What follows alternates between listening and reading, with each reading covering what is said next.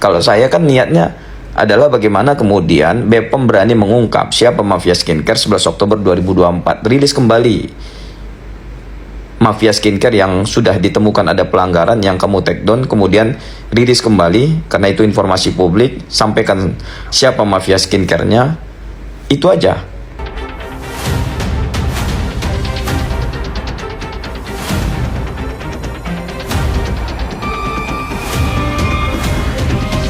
Dari banyak pengacara yang live di online heboh-heboh, kemudian komal-komal, hanya abang yang berani datang ke BPOM. Kalau saya itu bukan hanya berani ngomong di medsos saja, secara langsung pun ya kan teman-teman bisa melihat bagaimana kemudian perdebatan saya dengan perwakilan BPOM.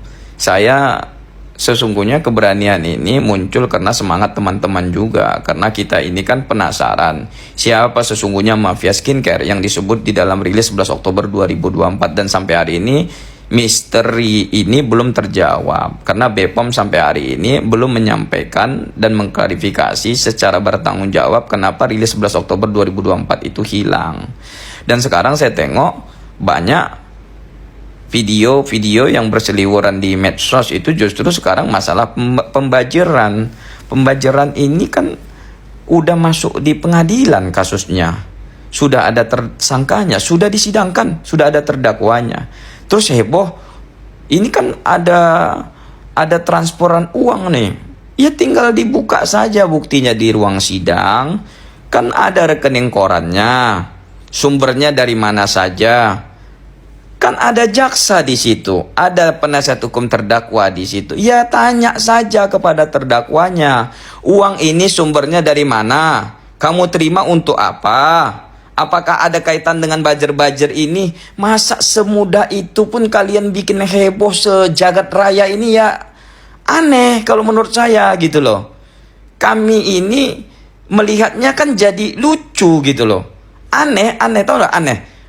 Itu kan sudah ada JPU. JPU itu mewakili korban, mewakili negara sebagai penuntut umum yang punya bukti rekening koran.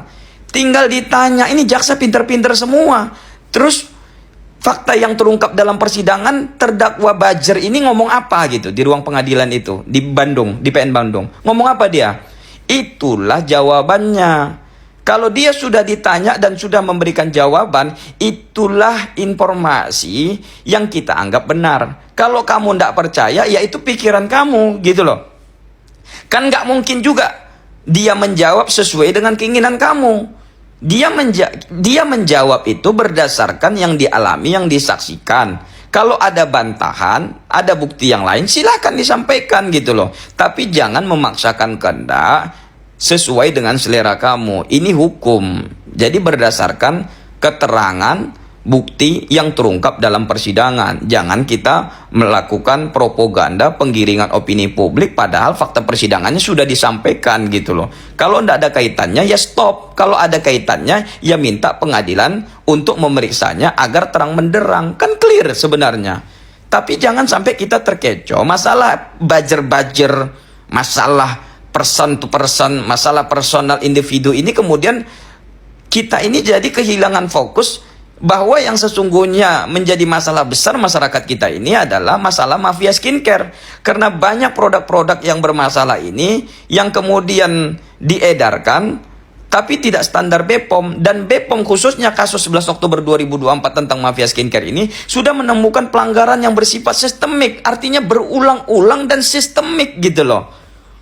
Dan pabriknya sudah ditutup, kemudian produksinya sudah di-stop, distribusinya sudah di-stop. Tapi tidak diumumkan siapa mafia skincare-nya. Makanya kami mendesak BPOM, bahkan kami melaksanakan aksi 3 kali menyurati baik itu kepada Kepala BPOM maupun kepada PPID. Sampai kami menegaskan kepada BPOM kalau misalnya BPOM masih tidak memberikan jawaban siapa mafia skincare yang sesungguhnya, kami akan gugat ke KIP. Karena menurut kami, rilis 11 Oktober 2024 itu adalah informasi publik yang bersifat publik. Tidak perlu ditutup-tutupi, itu bukan rahasia negara. Tapi kalau misalnya BPOM tidak beretikat baik, ya suka tidak suka, mau tidak mau, walaupun sedikit repot dibuatnya, ya kita akan gugat ke KIP.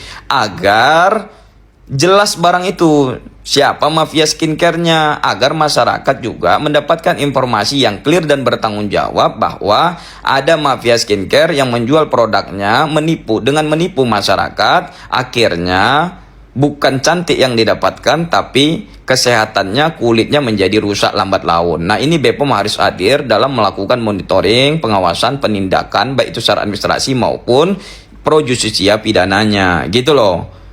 Terima kasih, mudah-mudahan BPOM mendengarkan video ini lagi dan memberikan jawaban yang bertanggung jawab. Saya sama sekali tidak mengikuti perkembangan kemudian fenomena kegaduhan yang terjadi di dunia skincare ini. Terus terang aja saya sampaikan, dulu si A menyerang si B, kemudian sekarang mendukung si B yang dulunya satu geng, kemudian berseberangan dan lain sebagainya. Itu menurut saya terserah aja gitu posisi mereka ketika tidak menguntungkan satu dengan yang lain. Ya seperti di dunia politik, nggak ada teman yang sejati. Mereka hanya berdiri di atas kepentingan mereka saja. Ya itu urusan kalian masing-masing lah, saya nggak mau campurin itu.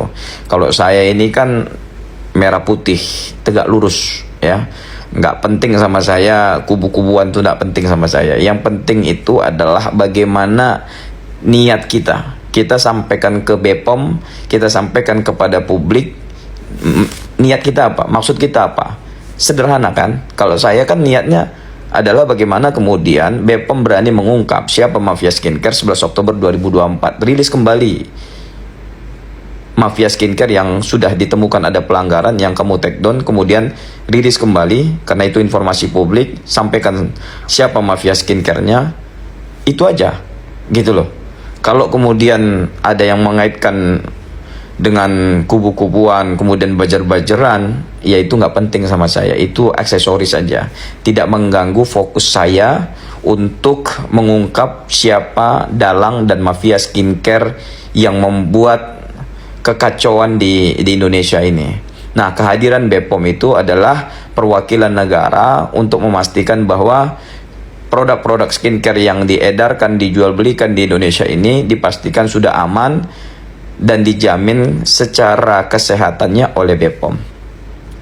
Kalau BPOM tidak menjalankan tugas pokok fungsinya sebagaimana mestinya, maka yang dirugikan adalah masyarakat Indonesia yang kita cintai ini, khususnya kaum hawa, ibu-ibu, emak-emak yang membeli skincare udahlah mahal ya, nampaknya cantik ya kan, cepat prosesnya, tapi ternyata menggunakan bahan berbahaya. Ini nggak boleh, ini haram ini. Kau boleh aja dapat untung banyak ya kan, cuan besar-besaran dan kau bisa flexing sana sini, tapi kalau kau dapatkan dengan cara curang, menipu masyarakat ya kan, menggunakan bahan yang tidak seharusnya kamu gunakan, nah ini kamu akan pertanggungjawabkan di dunia. Mungkin bisa disembunyikan, bisa dikelabui, bisa ditutup-tutupi, tapi tidak dengan pengadilan akhirat ya. Pengadilan akhirat ini semuanya badan kita ini akan menjadi saksi dan menjadi bukti. Nanti bukan mulut yang bicara, tapi tangan kita akan menjadi saksi, kaki kita akan menjadi saksi. Maka sebelum sampai ke pengadilan akhirat, maka bertobatlah dengan tobat yang nasuha, tobat yang sungguh-sungguh. Tubu ilallahi taubatan nasuha. Sesungguhnya Allah mencintai orang-orang yang buat dosa tapi kemudian mensucikan diri. Innallaha yuhibbut tawabina wa yuhibbul mutatahhirin. Karena sifat dunia ini sementara. Semua yang kamu capai akan kamu tinggalkan dan kita akan kembali kepada ilahi rabbi. Nah, masalah rezeki kita ini Allah ada jamin, ya kan? Yang nggak pasti itu adalah akhirat kita. Ya, makanya kita ya banyak-banyak istighfar sama Allah ya. Astagfirullahaladzim, astagfirullahaladzim, astagfirullahaladzim. Mungkin saya salah, saya berdosa, saya pernah buat kesalahan, minta maaf ya kan. Sampaikan secara terbuka, saya pernah buat kesalahan. Nah, atas kesalahan saya ini telah banyak merugikan kalian. Untuk itu saya tebus kesalahan saya ini. Apakah dengan ganti rugi, permintaan maaf, ya kan? Dan kemudian ke depannya saya akan evaluasi, saya akan memperbaiki pabrik saya akan memperhatikan produk-produk saya akan memprioritaskan kesehatan ya daripada masyarakat ya, tidak akan menggunakan bahan-bahan berbahaya. Saya jamin produk saya ini sudah sesuai dengan ketentuan yang diatur oleh undang-undang dan BPOM gitu. Nah itu kan lebih bijaksana gitu daripada kita harus heboh-heboh ya kan, kemudian serang menyerang, giring menggiring menggunakan kekuatan-kekuatan influencer, padahal yang ngomong pun ngawur gitu, ngawur, nggak ada faedahnya sama sekali. Saya tengok yang muncul-muncul nggak ada faedahnya sama sekali, nggak ada ya. Tapi mungkin dia dapat transferan suruh ngomong ini ya kan, terus dia ngomong ya kan untuk mendukung salah satu, tapi sebenarnya nggak ada faedahnya dan tidak ada manfaatnya sama sekali selain hanya ya buzzer-buzzer yang nggak jelas gitu loh. Nah itu yang menurut saya dikurang-kurangi lah gitu loh. Kamu nggak perlu validasi, kamu nggak perlu legitimasi. Yang perlu kamu lakukan sekarang adalah pembenahan diri, pembenahan pabrik, pembenahan produk-produk yang sudah terjadi. Itu kamu harus sampaikan permintaan maaf kamu, tidak usah kamu klarifikasi dan lain sebagainya. Kalau memang sudah ada kasusnya, sudah ada pelanggarannya, sampaikan dengan bertanggung jawab bahwa kamu sudah bertobat, minta maaf kepada publik, dan BPOM juga jangan juga ditutupi lagi, sampaikan saja, jangan ditutupi lagi karena ini adalah informasi publik. Jadi semuanya menjadi adem ayem. Ya, masalahnya kan sekarang yang beredar ini ada pemilik brand semua gitu. Oh, ini brand ini brand ini, brand ini. Kalau dulu mata kuliah saya ini di Fakultas Hukum UIR itu namanya PUTS, persaingan usaha tidak sehat. Persaingan usaha tidak sehat. Jadi kita jangan sampai punya niat untuk menghancurkan usaha orang, nggak boleh juga gitu loh. Nah ini rusak nih kalau ada orang kemudian menggunakan kekuatan buzzer atau media sosial untuk menghancurkan usaha orang, tuh nggak boleh. Kalau kita sempat punya niat menghancurkan usaha orang, berarti kita itu punya pikiran yang salah, pikiran yang nggak baik.